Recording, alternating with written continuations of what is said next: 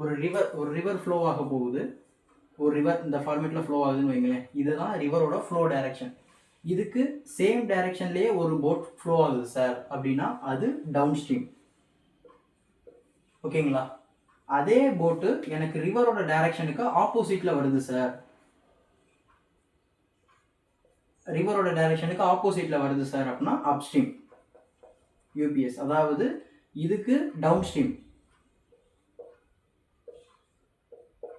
ரிவரோட டைரக்ஷனுக்கு same டைரக்ஷனில் போனால் down stream. அப்போ போட்டோட ஸ்பீடும் ரிவரோட ஸ்பீடும் ஆட் ஆகும்.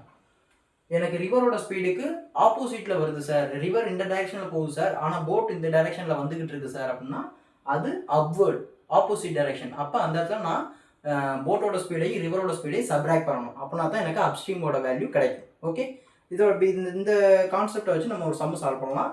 அதுக்கு முன்னாடி இந்த டேர்ம், அதாவது இந்த சம்மை சால்வ் பண்ணணும் அப்படின்னாடி இந்த டேர்ம் நீங்கள் தெரிஞ்சுக்கணும்.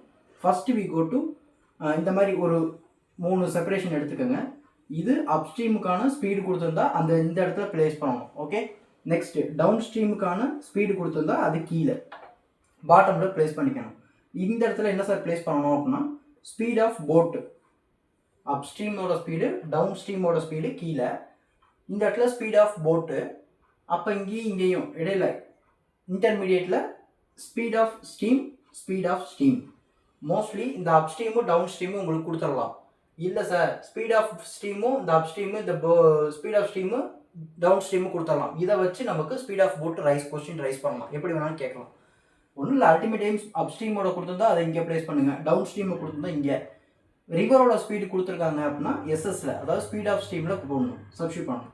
ஸ்பீட் ஆஃப் போட்டு இங்கே சப்ஸ்டியூட் பண்ணணும். ஓகே, சப்ஸ்டியூஷன் மட்டும் தெரிஞ்சுக்கணும். இந்த ஃபார்மேட்டில் தான் சப்ஸ்டியூட் பண்ணணும். அப்படின்னா தான் நமக்கு கொஸ்டினுக்கான ஆன்சர் நம்ம ஃபைண்ட் பண்ண முடியும். ஓகே,